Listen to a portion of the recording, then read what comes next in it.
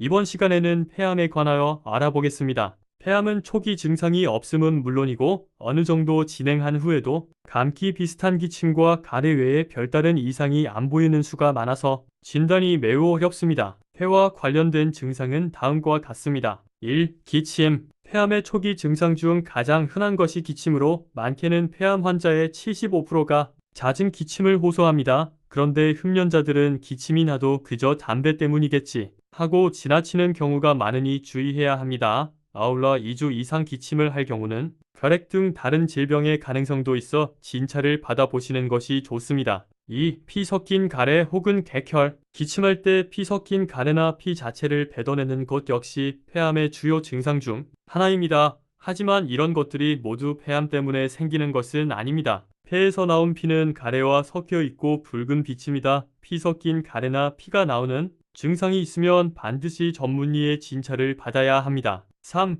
호흡 곤란. 폐암 환자의 절반 정도가 숨이 차다고 느낍니다. 암덩이가 커져서 호흡이 가쁘다고 느끼는 경우도 있지만 폐암으로 인한 폐를 둘러싼 두 겹 흉막 사이에 좁은 공간에 흉수라고 부르는 삼출액이 차는 현상이나 종양이 기관지를 막거나 흉수가 차는 바람에 폐포의 공기가 급속히 빠져나가 폐가 짜부러지는 것 등이 호흡곤란을 유발하기도 합니다. 4. 흉부의 통증. 폐암은 여러 가지 성격의 흉부 통증을 유발할 수 있어서 환자의 약 3분의 1이 가슴 통증을 호소합니다. 우선 폐의 가장자리에 생긴 폐암이 즉 가슴 안의 둘레를 이루는 벽을 침범하여 생기는 통증은 가끔씩 나타나며 암이 더 진행하면 둔중한 통증이 지속되기도 합니다. 5. 쉰 목소리. 목소리를 내는 기관인 성대를 조절하는 신경은 폐와 기관 사이의 공간을 지나가는데 폐암이 이 신경을 침범하면 성대에 마비 증상이 오고 그로 인해 목소리가 쉬기도 합니다. 6. 상대정맥증후군. 상대정맥증후군이란 상대정맥 주위에 폐암이 생겨서 그것을 압박할 때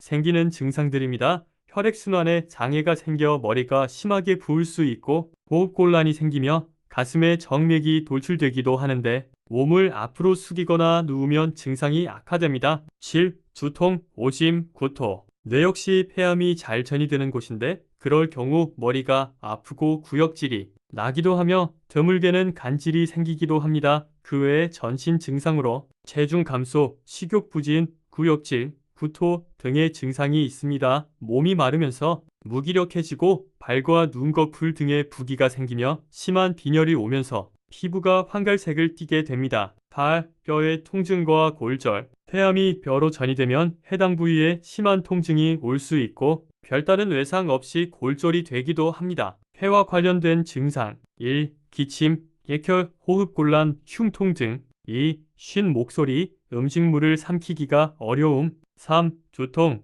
구토, 뼈의 통증 4. 식욕부진, 발열. 지금까지 폐암을 의심해봐야 하는 폐와 관련된 초기 증상에 관하여 알아보았습니다. 이런 증상이 있으면 반드시 전문의의 진찰을 받아야 합니다. 다음 시간에는 폐암의 재발 및 전이에 관하여 알아보겠습니다. 시청해주셔서 감사합니다.